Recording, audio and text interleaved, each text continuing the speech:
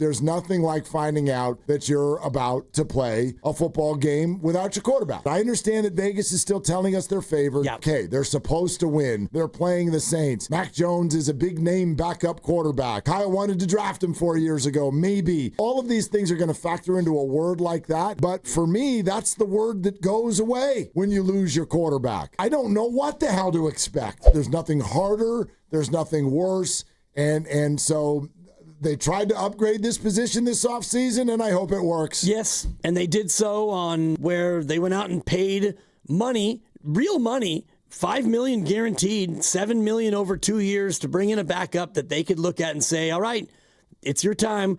Go out and win us a game. And you go to New Orleans, a team that is not top third. They're probably not middle third in football. They're probably a bottom third team. And you go there with a couple of people missing and your quarterback. My expectation is still for them to go out and win the game. Oh, I mean, this is why you paid Mac Jones the way you paid him. That's an interesting word, your expectation. That's a big word for me, expectation. I understand that Vegas is still telling us they're favored. Yep. I get that they're the 49ers. Like they're okay. They're supposed to win. They're playing the Saints. Mac Jones is a big-name backup quarterback. Kyle wanted to draft him 4 years ago. Maybe. All of these things are going to factor into a word like that. But for me, that's the word that goes away when you lose your quarterback. I don't know what the hell to expect. I have no idea what to expect. I mean, you could do that for almost any game. And if you look just at week one in the NFL, how many upsets were there? Teams that were, favored to win but lost the game outright? Probably at least like one. Not a lot. Oh, sure. There was. I mean, I'm trying to look like I do know that survivor pools really they held firm. They pretty much held firm. I think the one we're doing here at work, nobody lost.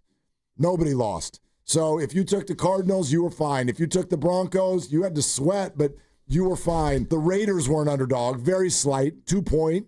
They won that game. I have no idea who was favored in the Dolphins-Colts game.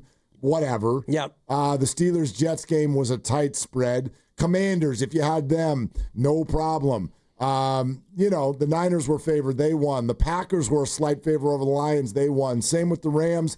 And then the Bills and Ravens was a 1 point game and was like about a 1 or 2 point spread. So, yeah, nothing major. So, yes, of course, it's sports. I don't know what to expect.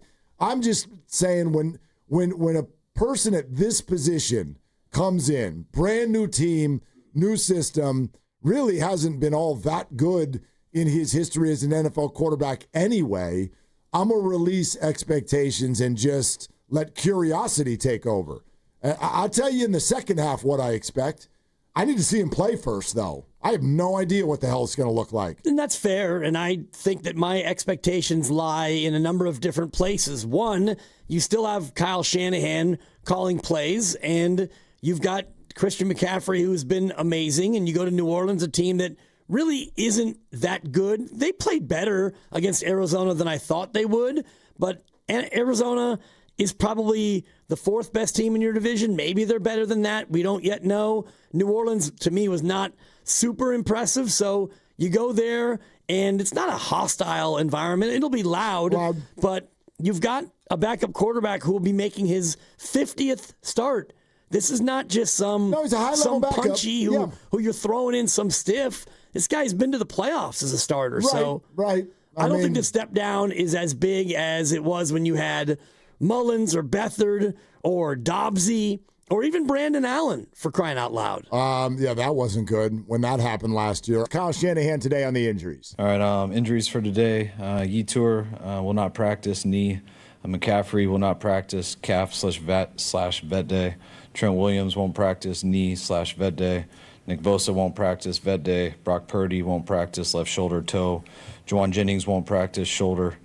Jordan James, limited finger. Jordan Watkins, limited ankle. Ben Barch, limited knee and elbow. Okay, so it's a long list. That's a long list, and there are a lot of body parts in there. The vet, whenever you have something /vet day, I'm just like, okay, vet day. It's a vet day. That's right. So don't worry about Christian McCaffrey. Don't worry about Trent Williams. Certainly don't worry about Nick Bosa. They're fine. Yeah. They're just taking vet days. The good news that's like tucked into all of that no one really cares about because you've never seen him play, but I'm excited about him.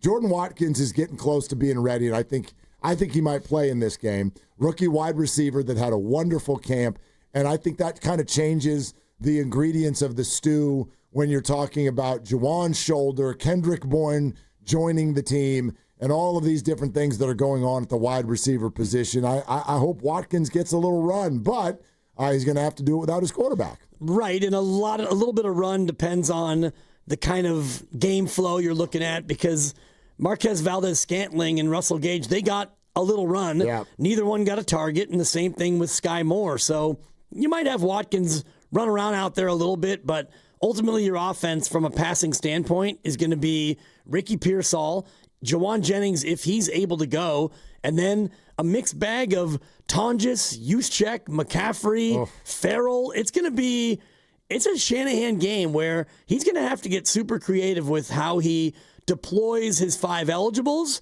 And I do think you're going to see Robinson and McCaffrey on the field at the same time, which we didn't see in week 1. I would hope so. Yeah. I mean, the good news about this, again, I'd rather have this game this weekend with the Niners knowing all week that they don't have Brock Purdy, as opposed to him getting hurt in Series 1. And then you've got a fire drill, and it's like, okay, Mac, go out there and execute a game plan that you're not good at, Like, hey, offensive line, now we've got a quarterback who's not going to have the same escapability. He does not have the legs that Brock Purdy has. And that's become a big part of what the 49ers do. Here's the money one. This is what y'all need to hear. And then you tell me when you think you're going to see Brock Purdy play football again.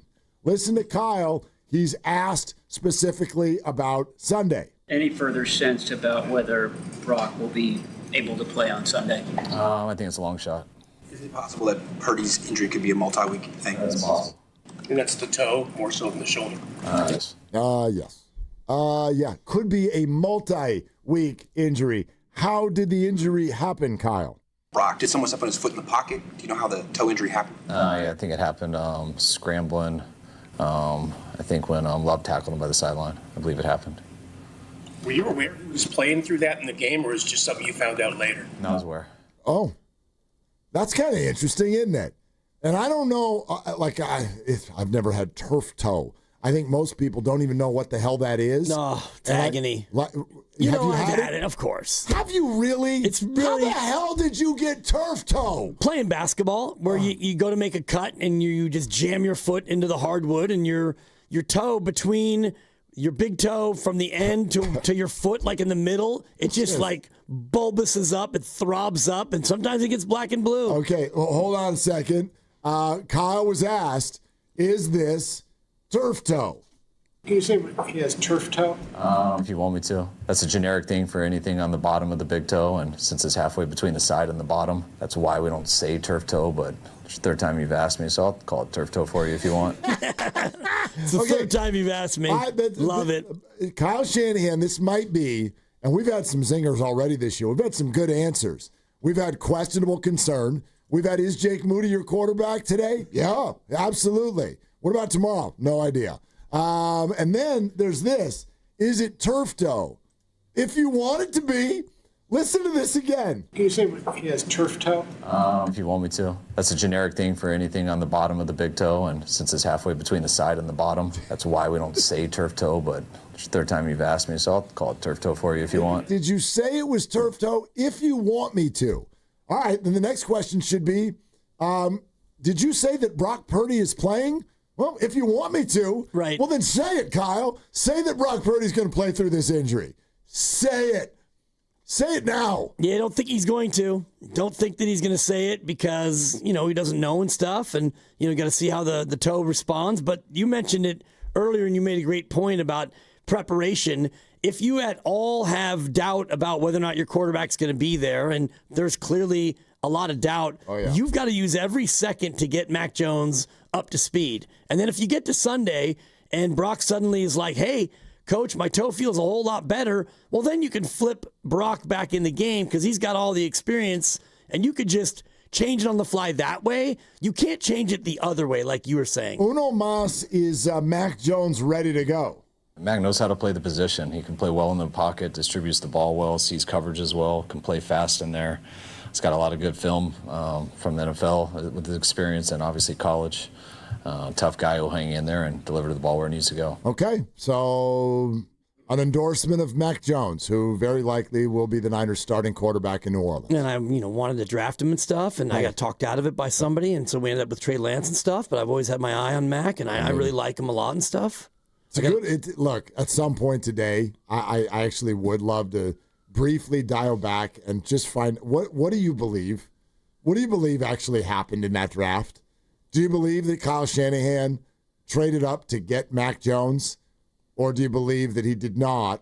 Or do you believe that it was a smokescreen? Or do you believe that somebody did change his mind? Or do you believe that nobody could change Kyle Shanahan's mind about what quarterback he wanted to take? Like, what do you think actually happened? I think that he got his mind changed by Trey Lance and by scouts. When he saw Trey Lance and you got to meet him and you realize, he's a smart guy, and he checks a lot of boxes for Kyle, and he's got this unbelievable athleticism. I think that as a group they all kind of pivoted and thought, we got to get this guy. I want one of them. Huge 5 quarterback top 15 picks.